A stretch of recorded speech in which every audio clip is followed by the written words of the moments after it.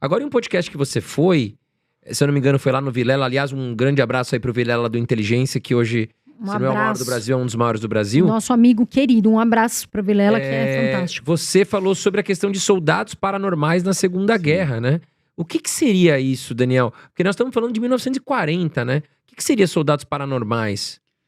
Então, essa história parece muito surreal, mas tem uma documentação. E a documentação veio numa comissão, uma CPI, a gente pode dizer, uma comissão parlamentar de inquérito chamada Comissão Church, né? Aí você fala, por quê? Aconteceu dentro da igreja? Não, porque o deputado federal, o sobrenome dele era Church, né?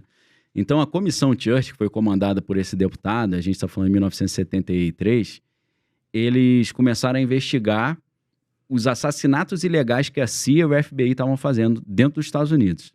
Então, eles começaram a falar, peraí, a CIA existe para tratar de questões fora dos Estados Unidos. Vocês estão matando gente aqui dentro?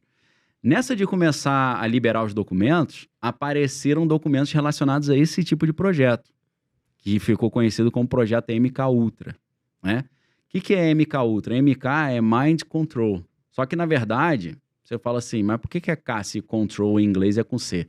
É porque é um projeto alemão. Entendeu?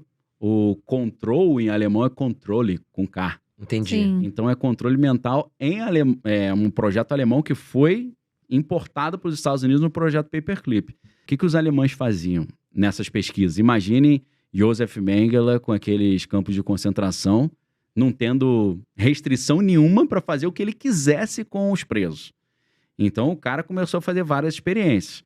Algumas das experiências que eles queriam fazer era criar, por exemplo, o assassino perfeito. Como assim o assassino perfeito? É um cara que não sabe que é assassino. Ele é um assassino numa personalidade alternativa. Que loucura. Então, o que eles pensaram? Será que a gente consegue pedir pro cara matar alguém e ele não se lembrar disso? A gente consegue apagar essa memória dele para, se ele for preso, ele não vai falar quem mandou matar foi o cidadão X? Então, eles começaram a fazer experiências sobre transtorno dissociativo de personalidade, ou a gente chama de múltipla personalidade, né?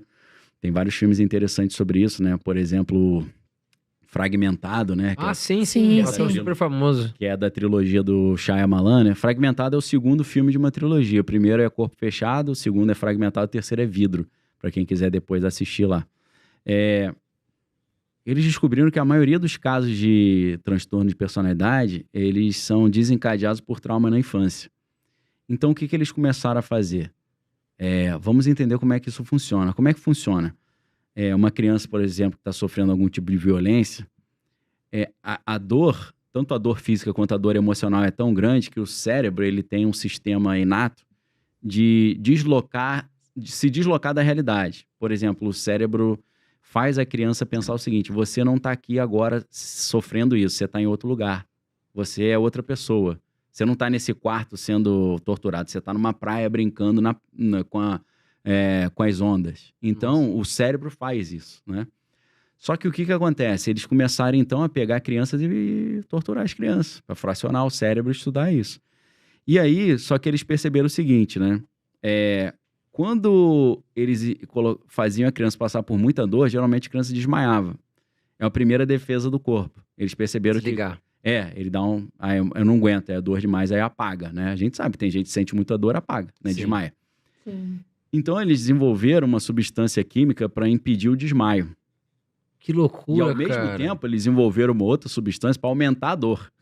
Meu Deus. Para acelerar o processo. Então, quando o cérebro não consegue desmaiar e está sentindo dor demais, acima do normal por causa dessas substâncias, ou a criança morre ou ela fraciona o cérebro.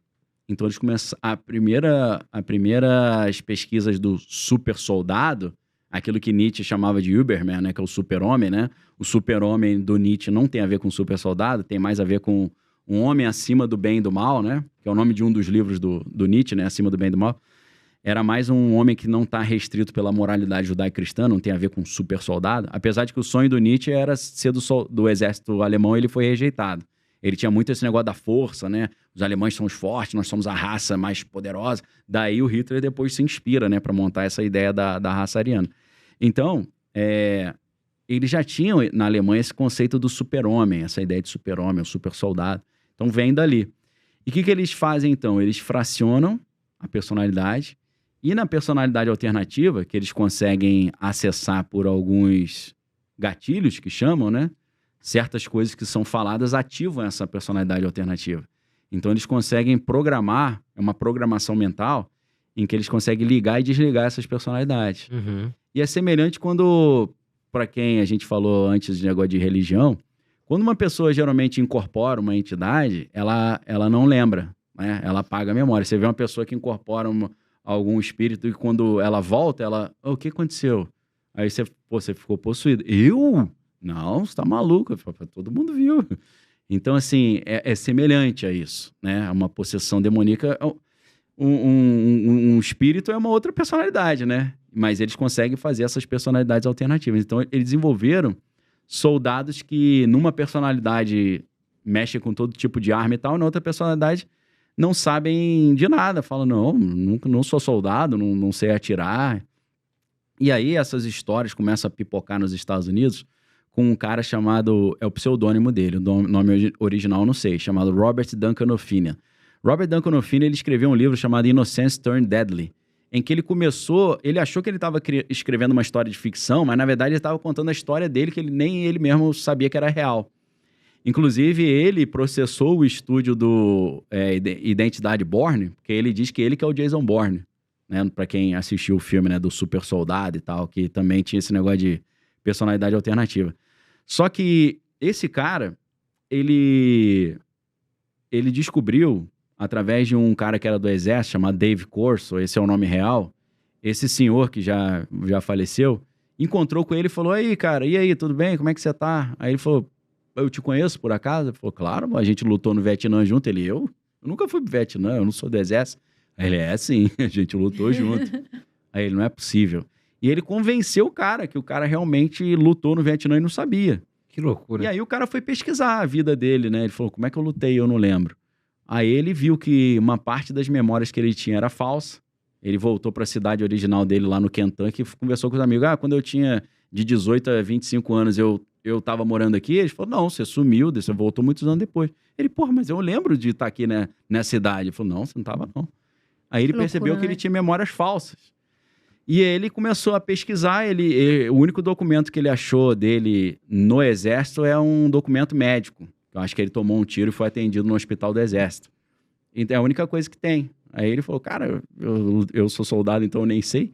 Aí, fazendo ressonâncias, ele descobriu que ele tinha vários implantes no corpo.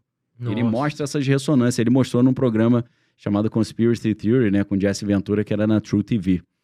Então, assim, eu não digo que eu acredito nisso ou não. Eu tô relatando o que esses caras contam, ok? Porque aí o pessoal fala, Daniel, acredita em cada bobagem.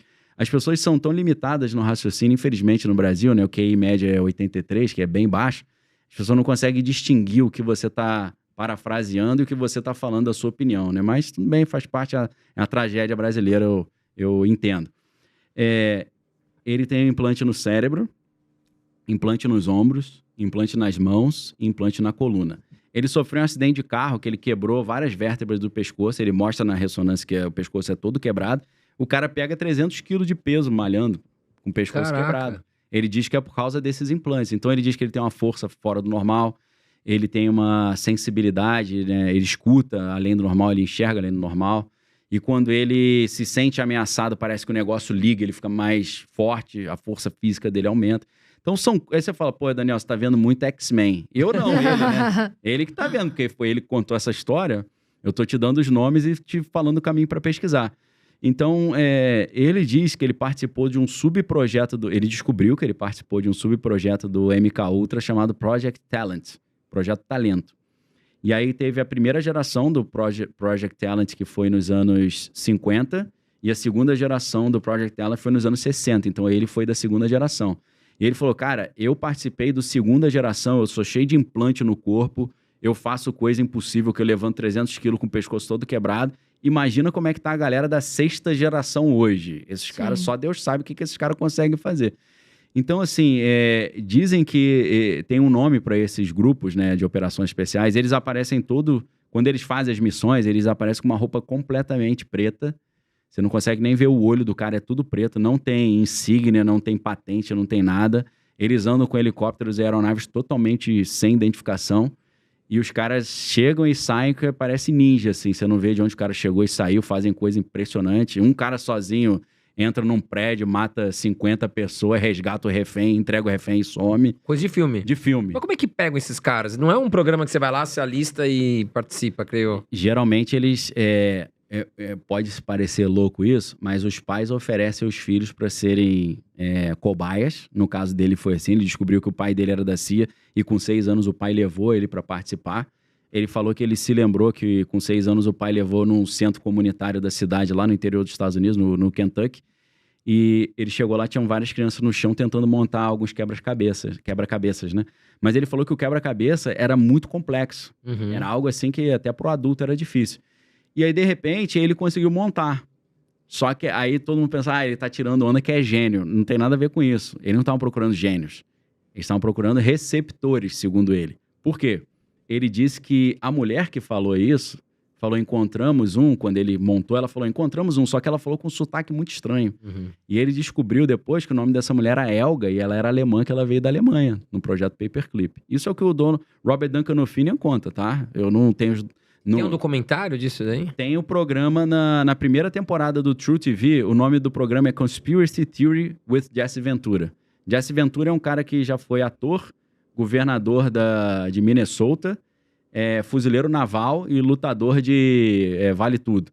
Que louco. Então é um cara que, na pior das hipóteses, né, tem uma experiência curiosa de vida, né? Sim. Ele conhece os bastidores de Hollywood, ele conhece os bastidores da política, ele conhece os bastidores do exército, da indústria da luta. Então o cara tem uma experiência muito grande. E aí, nesse programa, na primeira temporada, eu acho que é primeira temporada, episódio 2, tá? O nome do programa é Conspiracy Theory with Jesse Ventura. Teoria da conspiração com Jesse Ventura. Ele tenta provar que as conspirações são verdade, né? Então ele traz especialistas, traz os dados e tal. E ele entrevista o Robert Duncan O'Finian, ele mostra as imagens das ressonâncias com os implantes, né? Então, assim, é um negócio... Parece filme mesmo, mas aí você fala, pô, então o Capitão América existe, né? e é tudo Arnim Zola, né? Os cientistas são todos alemães também, Sim, né? Que estão fazendo os super soldados. Aí você vê que tem um fundo de verdade, né? Que essas histórias têm um fundinho de verdade. Que em algum lugar aconteceu, né? Alguém sabe dessa história.